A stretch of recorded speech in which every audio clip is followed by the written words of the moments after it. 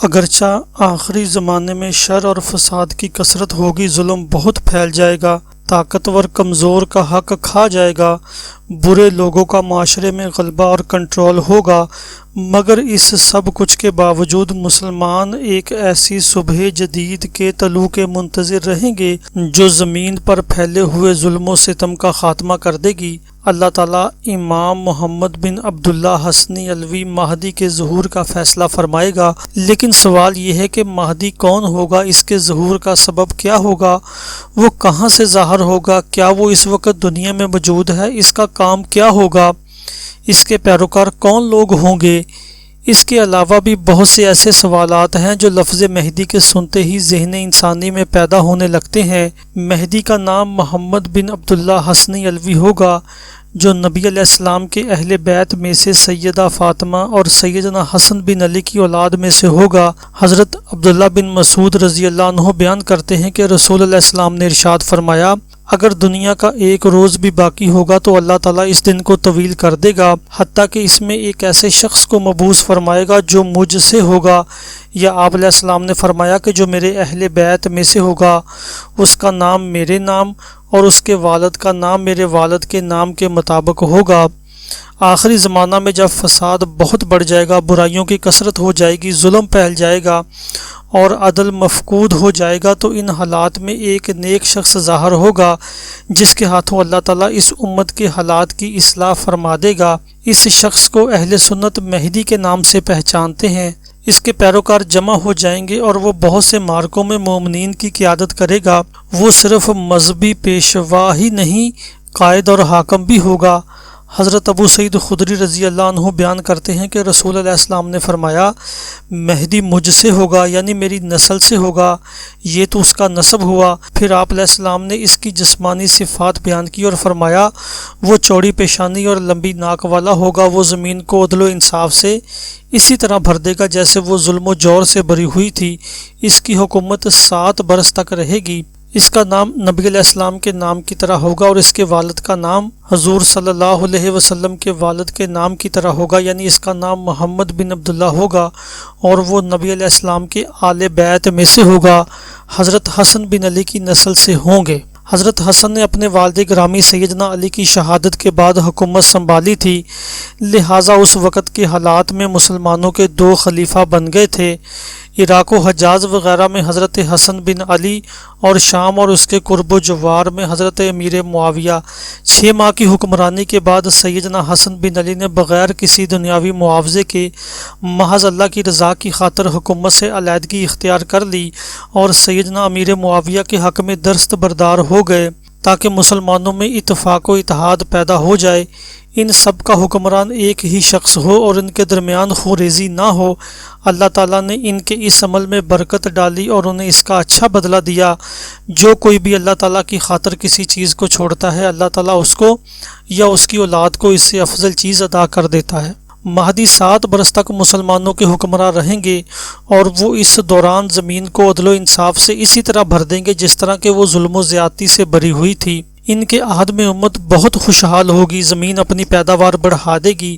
آسمان سے خوب بارشیں ہوں گی اور وہ لوگوں کو گنے بغیر مال دیں گے۔ محمد بن عبداللہ حسنی علوی کا ظہور مشرق کی طرف سے ہوگا۔ وہ اپنے ظہور کے ساتھ اکیلے نہیں ہوں گے بلکہ اللہ تعالیٰ اہل مشرق کے بہت سے لوگوں کے ساتھ ان کی مدد کرے گا جو حاملین دین اسلام ہوں گے اور وہ اللہ تعالیٰ کی راہ میں جہاد کریں گے۔ آخری زمانہ میں جب لوگوں کے معاملات خراب ہو جائیں گے، اس وقت خلیفوں کی اولاد میں سے 3 افراد کعبہ اور اس کے خزانے پر قبضہ جمانے کے لیے آپس میں جنگ کریں گے۔ ان میں سے ہر ایک بیت اللہ پر قبضہ کرنے کا خواہاں ہوگا مگر کوئی بھی کامیاب نہ ہو سکے گا۔ عین اسی وقت مہدی کا شہر مکہ میں ظہور ہوگا اور یہ بات لوگوں میں عام ہو جائے گی۔ کعبہ کے قریب مہدی کی بیعت کی جائے گی جس میں لوگ سمع و طاعت اور ان کی اتباع پر ان کی بیعت کریں گے۔ حضرت ثوبان رضی اللہ عنہ بیان کرتے ہیں کہ رسول علیہ السلام نے فرمایا، تمہارے کعبے کے خزانے کے پاس 3 آدمی آپس میں جنگ کریں گے، ان میں سے ہر ایک کسی خلیفہ کا بیٹا ہوگا مگر یہ خزانہ کسی کو بھی نہیں ملے گا۔ پھر مشرق سے کالے جھنڈے نمودار ہوں گے، وہ تم کو ایسے طریقے سے قتل کریں گے جس کی پہلے کوئی مثال نہیں ملتی۔ صوبان کہتے ہیں پھر آپ نے کوئی بات فرمائی جو مجھے یاد نہیں رہی۔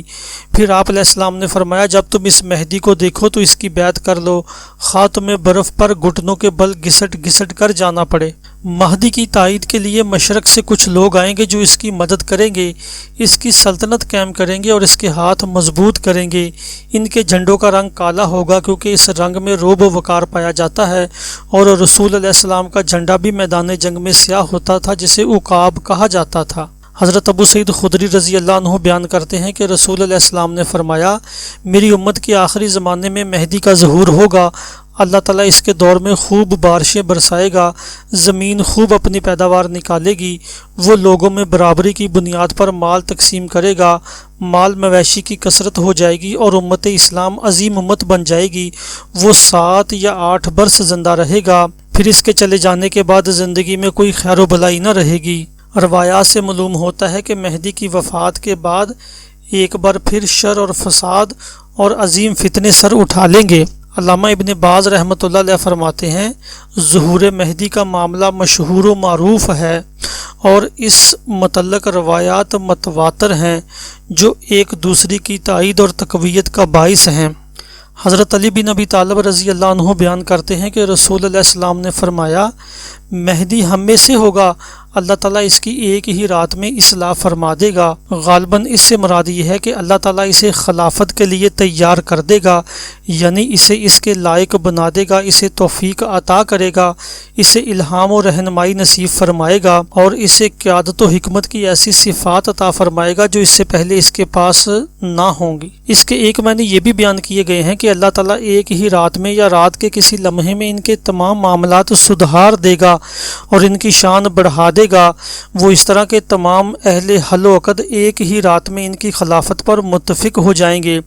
اس کے معنی یہ ہرگز نہیں کہ وہ پہلے گمراہ اور گناہ گار ہوگا کہ اچانک ایک ہی رات میں اللہ تعالیٰ اسے ہدایت نصیب فرما دے گا اور وہ لوگوں کی قیادت شروع کر دے گا۔ فرمان رسول علیہ السلام کا یہ مطلب ہرگز نہیں، کیونکہ وہ لوگوں کی قیادت خالص شرعی علم کی بنیاد پر کرے گا، وہ ان کے فیصلے کرے گا اور انہیں فتوے دے گا، ان کے جھگڑے نمٹائے گا اور میدان جنگ میں ان کی قیادت کرے گا،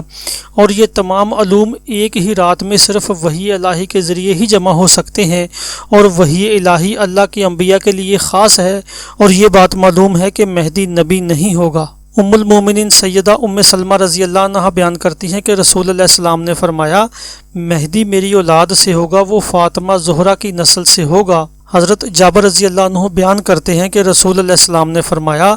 عیسیٰ بن مریم علیہ السلام آسمان سے جب نازل ہوں گے تو مسلمانوں کے امیر امام مہدی ان سے کہیں گے کہ تشریف لائیے اور نماز کی امامت کروائیں، وہ معذرت کریں گے اور فرمائیں گے اس امت کی امامت اس امت کے لوگوں ہی کو زیبا ہے، یہ اس امت پر اللہ کا احسان اور فضل ہے۔ اس حدیث کے معنی یہ ہے کہ دجال امام مہدی کے زمانہ میں ظاہر ہوگا،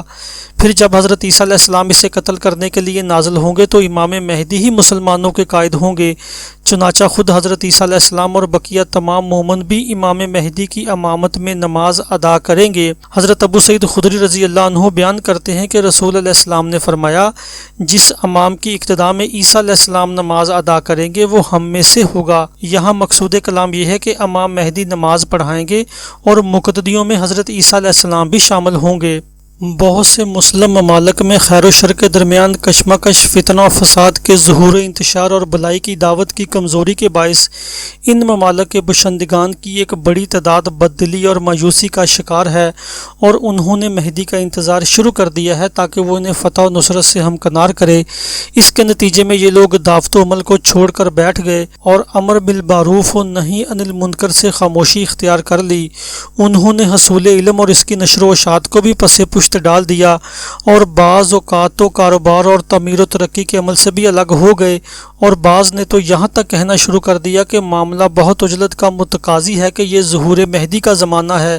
وہ جلد ہی آنے والے ہیں۔ اس لیے دنیا کے جمیلوں میں پڑنے کی ضرورت ہی کیا ہے؟ سوال یہ ہے کہ ان حدیث کے ساتھ تعامل کے بارے میں شرعی اسلوب کیا ہونا چاہیے؟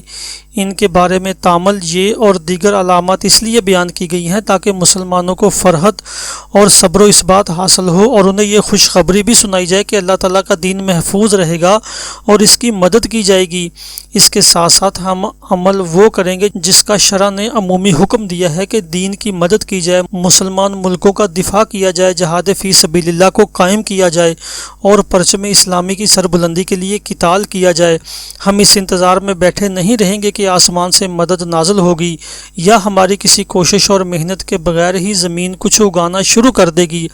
آج بھی مسلمانوں پر فرض ہے کہ وہ یہودیوں سے قتال کے لیے اور قابضوں کو مسلمانوں کے ممالک سے نکالنے کے لیے بھرپور تیاری کریں اور قیادت کے لیے خروج مہدی کے انتظار میں ذلیل و رسوا ہو کر نہ بیٹھے رہیں، بلکہ ہم سب کو متفق و متحد ہو کر اپنے دین کی اور اگر امام مہدی تشریف لے آئیں تو ان کی مدد کرنی چاہیے۔